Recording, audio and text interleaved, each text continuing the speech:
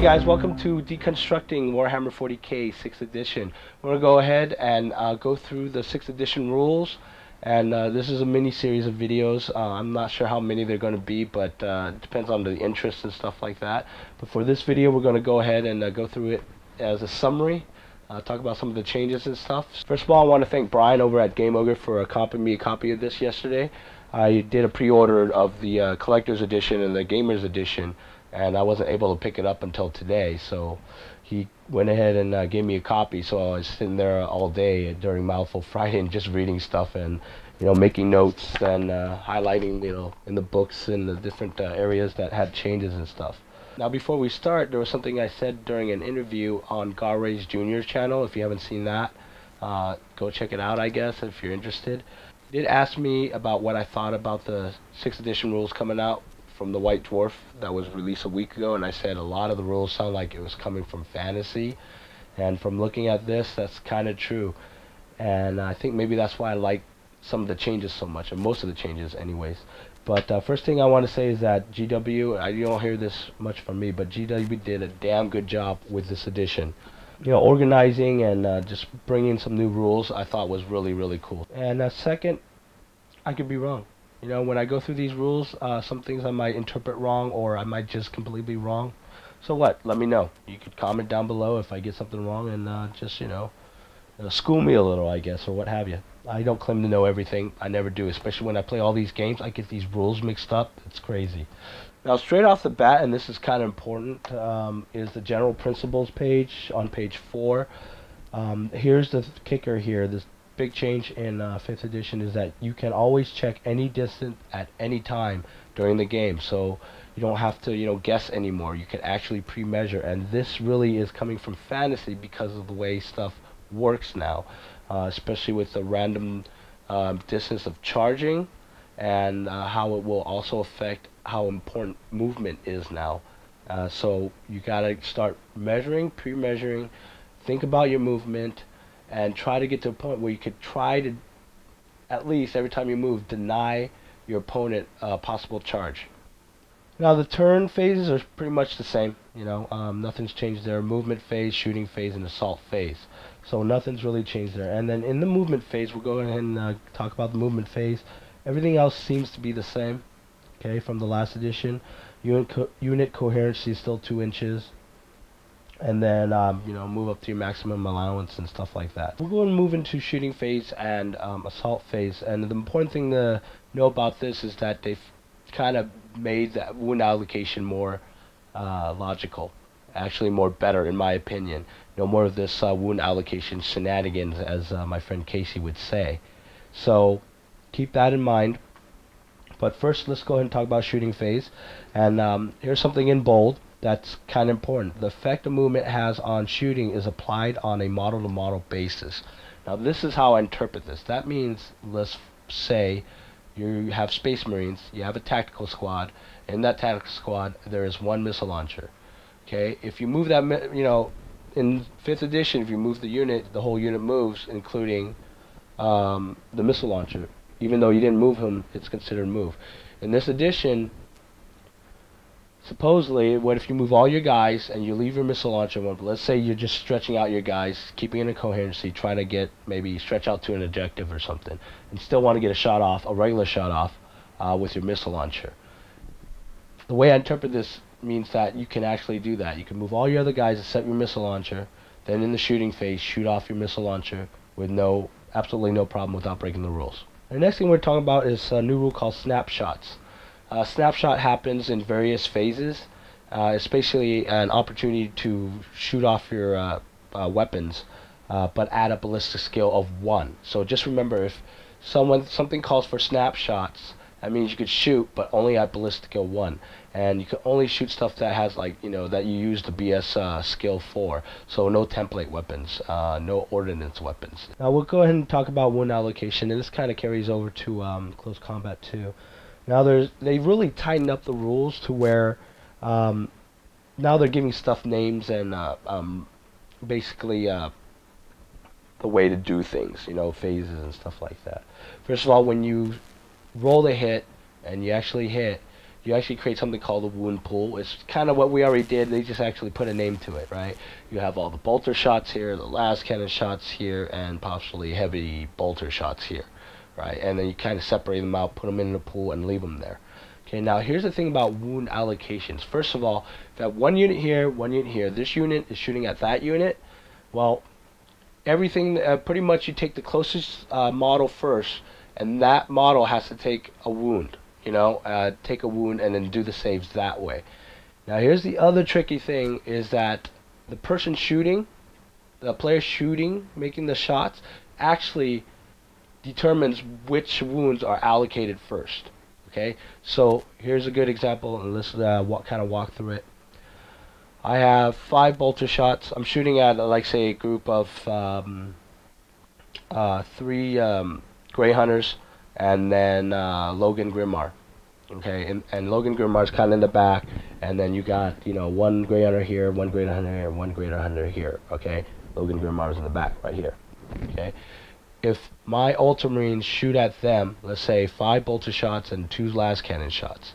Okay, so what I would do is take the 5 bolter shots, put it in the pool, take 2 las cannon shots, put it in the aside in the pool, but in its own little group. Now what happens is that now this guy here, the guy that's closest to the shooting unit, has to take the first wound, and I choose, let's say, since I'm the shooting guy, I will say he takes a bolter shot. So he rolls the save. If he makes the save, then he's alive. If he doesn't, he's dead. He takes a wound, right? In other words, he's dead. So he goes out. So now we have 2 troops left, Logan Grimmar. Now I say on the next bolter shot, let's say the first one he saved, the second one he didn't save, so he died. The next one I say, okay, I have 3 more bolter shots left, so the next bolter shot goes to the closest guy. Let's say it's this guy, right? And then he does the save and rolls or whatever, and then whether he dies or is alive, whatever. Okay, so you go down to the closest, the closest model takes the wounds first. Now what I'm doing here is I'm trying to get rid of all the bolter shots first, the bolter wounds first, and then try to get the Logan Grimmar before the last cannon wounds hit. So that's actually a pretty cool that you get to control where the wounds go, as opposed to last edition where, the player that you're shooting at gets to allocate the wounds, and then it doesn't make any sense because the guys in the back take wounds or whatever. All those shenanigans is kind of gone with this new rule. It's a little confusing, yes I know, but we'll go ahead and cover that in another video in the near future. Another rule that I think they got for fantasy, or I know they got for fantasy, is the lookout sir rule. Where if one of your characters get targeted or get wounded, and he's in a unit with other troops, regular troops, one of those troops can actually jump in the way and say, "Look out, sir," and take the hit. Okay, so for regular characters on the lookout sir, how it works is that you could say, okay, I'm gonna roll lookout sir, roll the 6-sided dice. 4 above, that means the wound gets passed on to the guy who jumps in the way. Alright, 3 below means it didn't happen, it didn't work. Alright, if there's unit obscuring whatever your target is, like another unit, like a unit in between, it used to be a 4 up cover save, now it's 5 up. There's this new thing called focus fire. Focus fire is really cool. Let's, for instance, say you're looking at a unit that you're going to shoot. 5 guys are behind a rock here. 2 of the guys are out in the open, and 2 of the guys are in trees or forest here. So it's all one unit, but they're spread out. So I could focus fire those 2 guys that don't have cover saves and take those 2 guys out. Only those 2 guys though. What you're doing is you're opting to give up, assigning wounds to the people in the cover, so that you could actually take those 2 guys out. That's what they call focus fire. So it's really cool. You take out those 2 guys, leave the other guys in cover alone, because you can take out those 2 guys in the middle really quick. We'll move over to the assault phase. Okay. One of the new rules is called Overwatch, which I think a lot of people have already heard about. When someone declares a charge on you, you could declare Overwatch, which allows you to shoot at the people that's charging you. Pretty much it's a snapshot move. You shoot like you normally do in shooting, except it's snapshot, so you're shooting at Ballistica 1. One of the biggest changes in assaulting is the charge rule. Now you have to roll the charge, how many inches, so you roll 2d6s, and then add them up, and that's how far you can charge. Now this is where the importance of measuring comes in. You got to remember that 2d6 charge, the average is 7 inches. So as you're moving your guys, you're placing them, Keep in mind that if you know that they could charge you whatever the average is, usually 2d6, the average is 7, you know, you might want to stay 10 inches away. So you pre-measure, make sure you're 10 inches away, make it less harder for him to charge while you're shooting at him or whatever that it is that you need to do. So it's kind of a strategy that you bring over from fantasy. I like it. Some people are already complaining about it, but I think it's good. I like the randomness of this.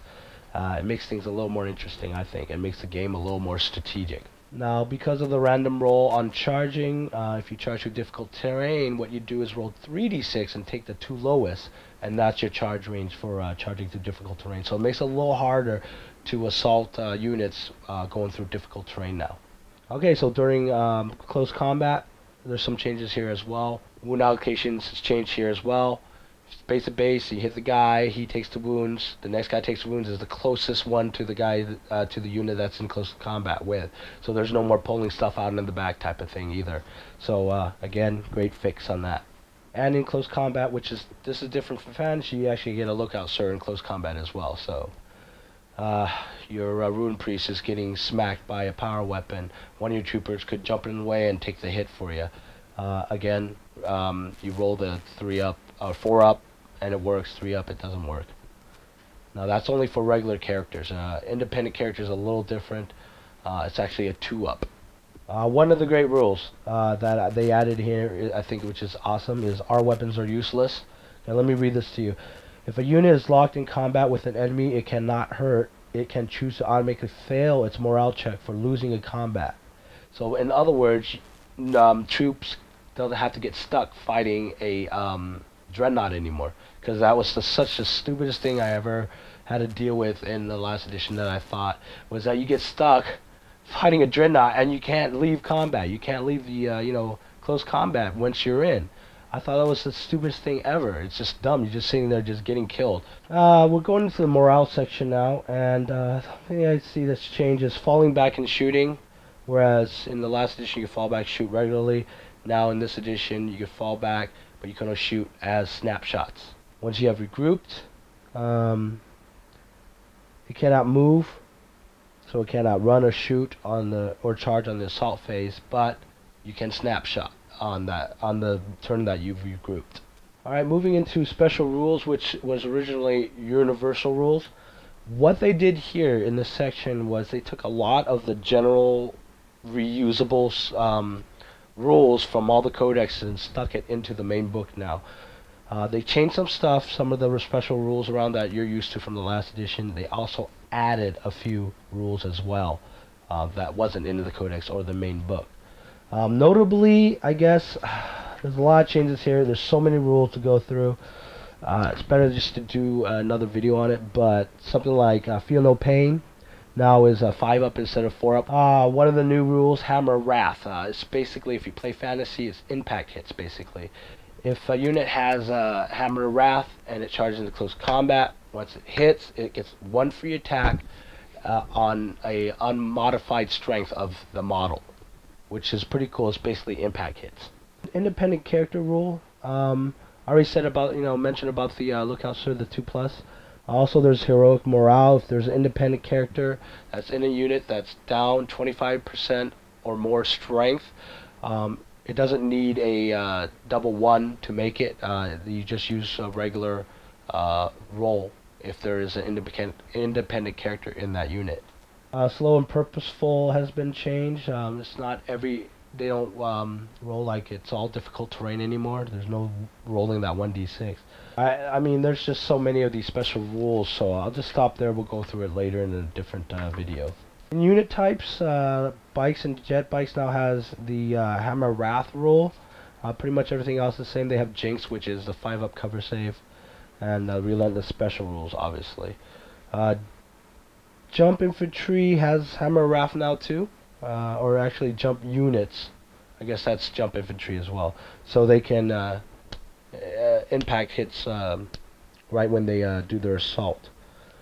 Jump packs have a thrust move, which instead of charging or assaulting, they can actually move another 2d6 inches, which is, I think, kind of nuts. There's a lot of long and fast moving stuff now in this edition.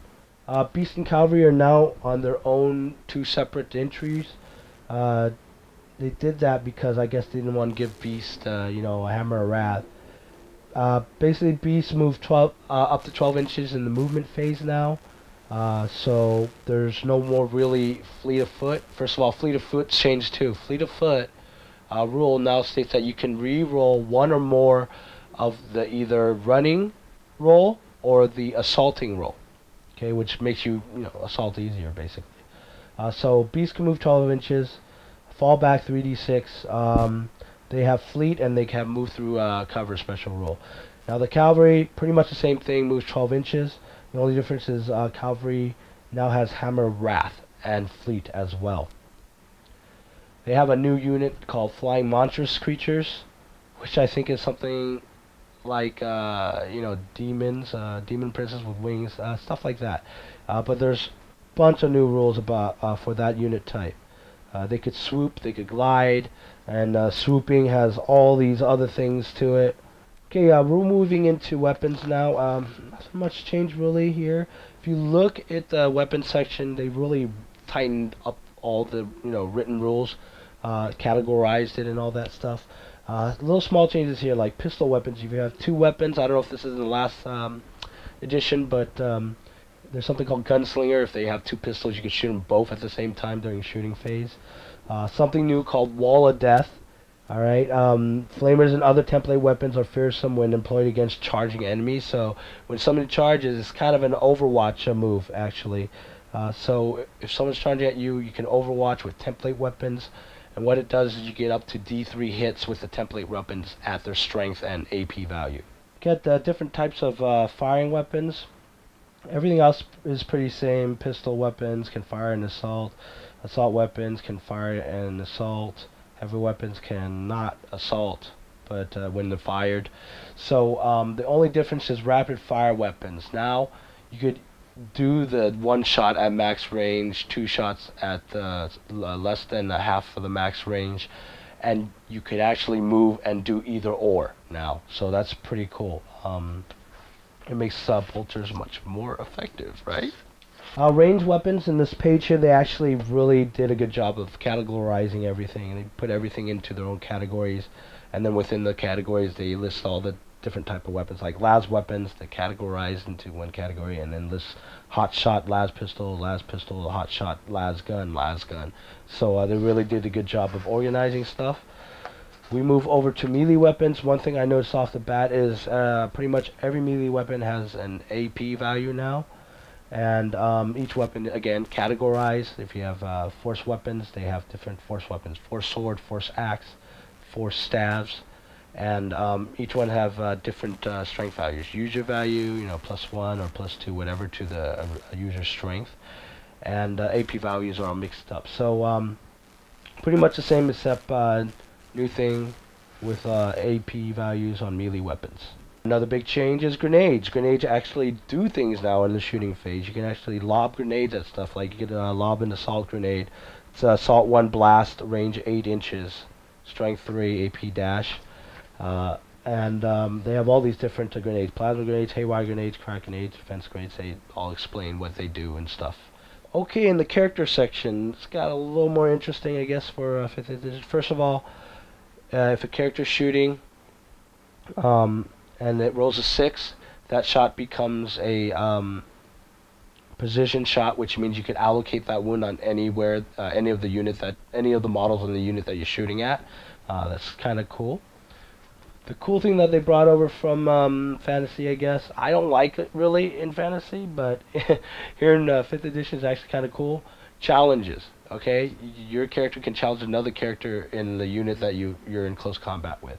When that happens, the enemy characters move up to you, and you come on this one-on-one type of battle.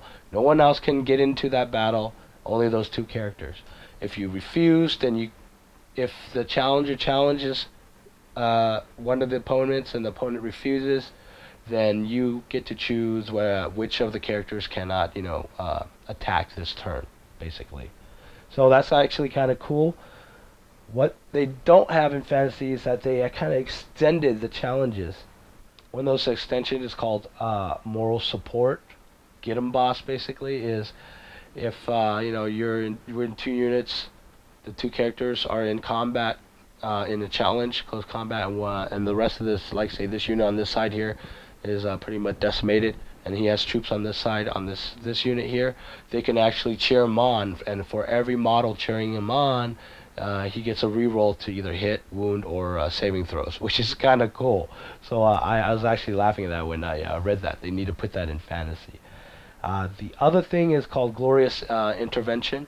Is if you have 2 characters in a unit and one of the characters is in a challenge, you could actually dive in and intercept any blows that that character might take.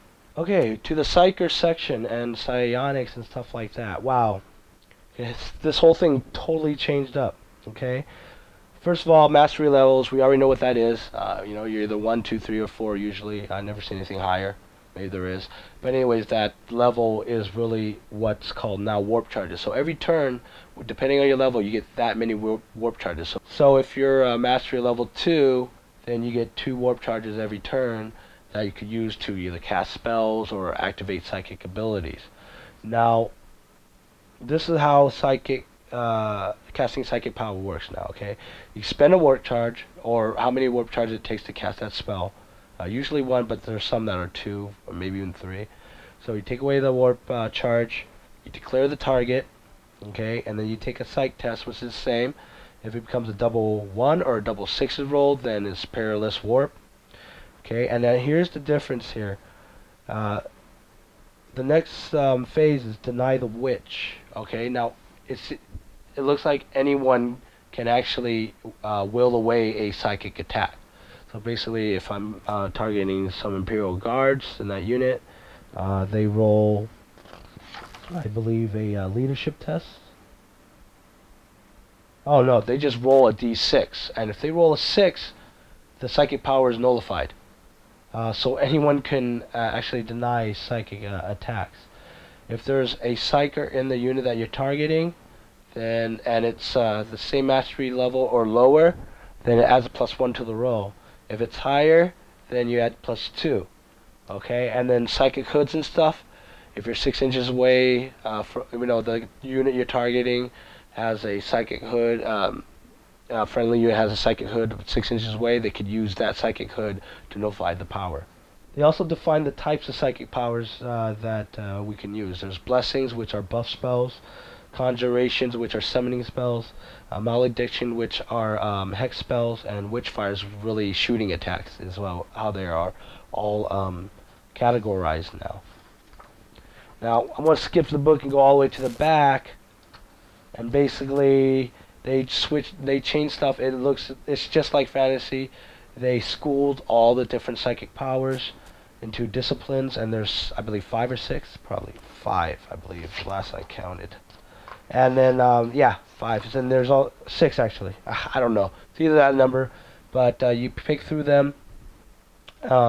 Depending on which school your character could or your model can take, you could either take it from your codex, or they could take something from the psychic discipline in the main codex.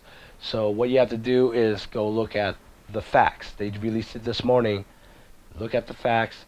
Find out what they changed in your codex. Against the new 6th edition rule, and they'll tell you, like, for Space Wolves, Rune Priests, I'm able to use this discipline, or the spells in the codex. Vehicles, there is a change. Actually, a few different changes here. Vehicles now have hull points. Now they're not in any of the codexes yet. Okay, so you just look in the back of the big book here, and they have all the vehicles listed and what their hull points are. Now, once the hull point on a vehicle gets to 0, it is wrecked. Okay, and it's important to remember because it's how the table works now. You know, the damage table works for vehicles, and I'll explain that in a bit. Vehicle movements still the same: stationary, combat speed, cruising speed. I'm not sure if in the last edition you're able to pivot a immobilized vehicle, but you can't do that anymore now in this new edition. And then moving and shooting. This is why snapshots is important. Okay, a vehicle that remains stationary, of course, can move, fire, everything. Okay. Vehicle that moves at combat speed may fire a single weapon, and then all the other weapons are snapshots. Okay, fired at ballistic skill 1. And then a vehicle moving at cruising speed can only make snapshots. Okay, so basically, there's no word of this bullshit about, if you're moving too fast, you can't shoot into your weapons.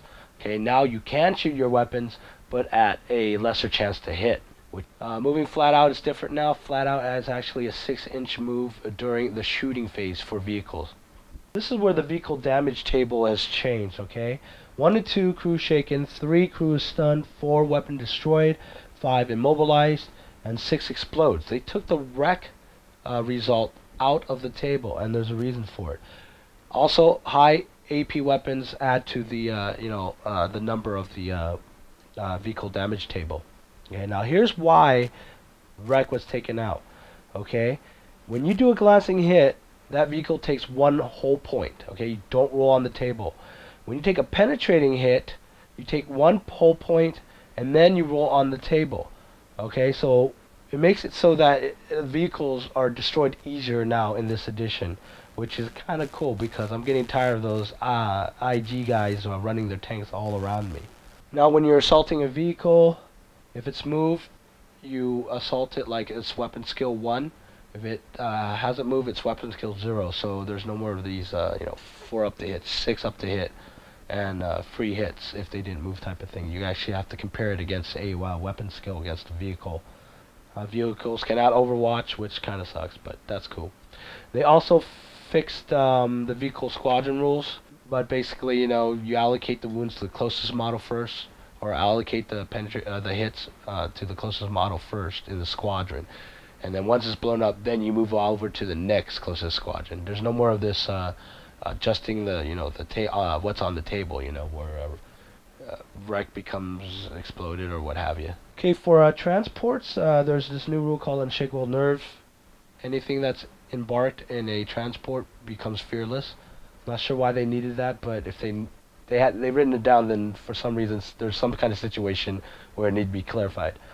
Embarking is the same, 2 inches up to the access point, and then you can run in.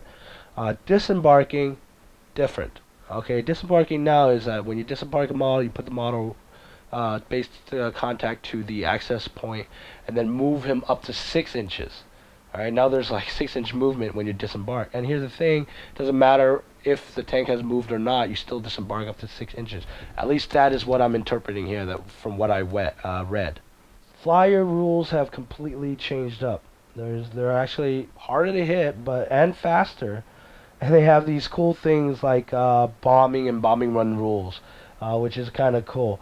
So they zoom around. They could have this ability where they zoom, or they can, I believe glide, zoom, or hover. Okay, and then if they get damaged while they're flying, like say they're zooming around the top speed, and then they get damaged or immobilized result on the chart, what happens is that they're locked in that velocity, so all they could do for the rest of the game is zoom around. It's quite funny. When a flying vehicle crashes, you put down the big large blast template, roll scatter dice, and then whatever that template lands under, everything under that takes a strength 6 AP dash hit, which I find really funny. So if things falling from the sky, well, it's gonna hurt now. They added chariot rules, which I'm not sure what has chariots right now. And walkers can fire Overwatch. Tank shocking still the same, nothing's changed there. Ramming still the same, nothing changed there, other than, if you ram a vehicle with Jinx, they get the Jinx 5-up cover shaves. Searchlight upgrades, actually, you know what? It's a little confusing in the last edition rules.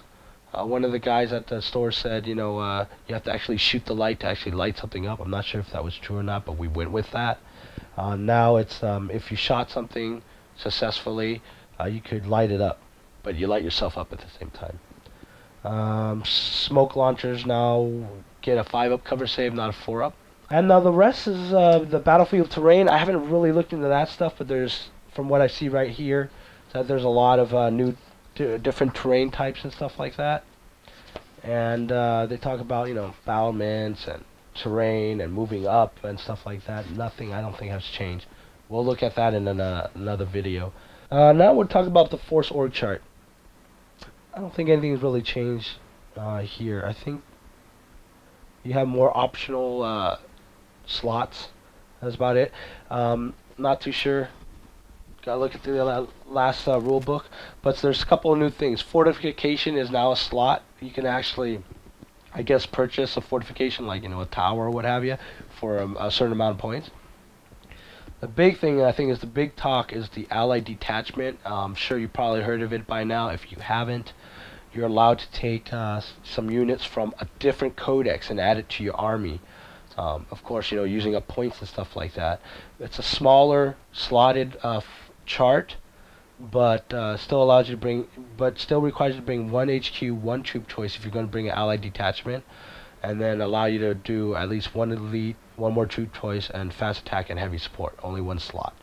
Okay, on 2,000 point games that are higher, you actually get more slots, including allied detachment. So they say if you're doing 2,000 points or above, then you get an extra 3 slots for, you know, heavy weapons, fast attack, or what have you, and then allied detachment gets extra slots too. Now I'm going to talk a little bit more about allied detachment, because a lot of people have been asking me about that. I think it's a brilliant idea. I think some people are going to come up with creative stuff. People are worried about, oh, it's going to be OP because now I can bring this or whatever. I wouldn't worry about it. It may be OP, but, you know, again, half these rules in here, you guys are freaking creative. You guys know how to do stuff. Wargamers are smart. They'll find ways to break stuff. So, you know, I wouldn't worry about it now. Let's just play it out and see what happens. But if you're going to bring in allied detachments, you have to go by the rules of the allies here. So there's different allies you can get depending on this chart right here. Okay?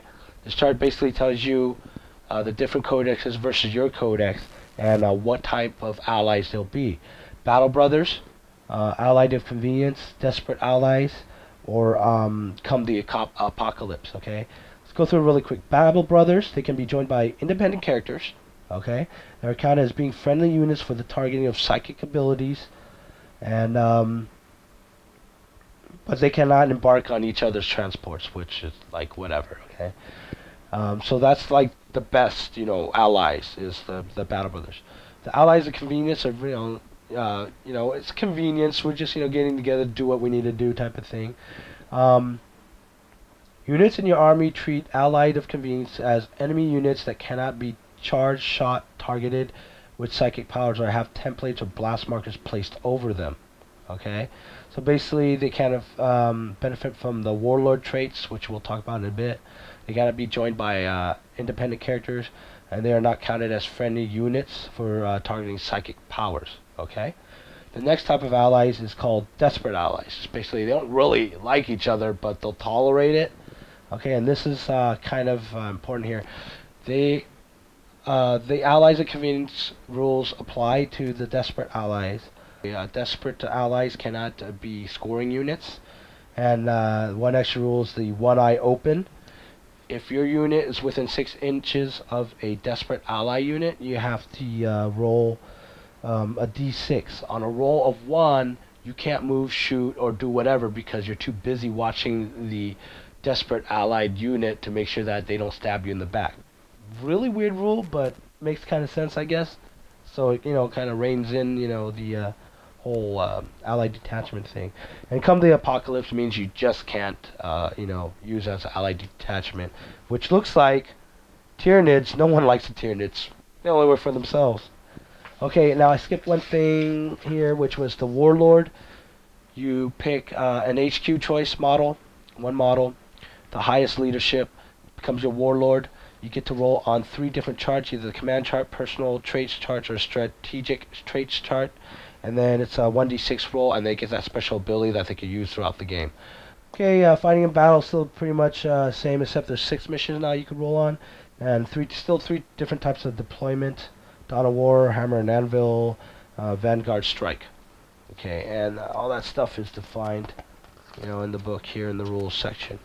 And basically that's it. We went through the whole rules section, just highlight some stuff. So just keep your eye open for, you know, future videos on deconstructing Warhammer 40k 6th edition. We'll go more details about stuff, and I'll show some examples and what have you. So yeah, that's it, guys. Thanks a lot. Blah blah blah on the favorite, sub, share, and like thing. Okay, and I'll see you guys around.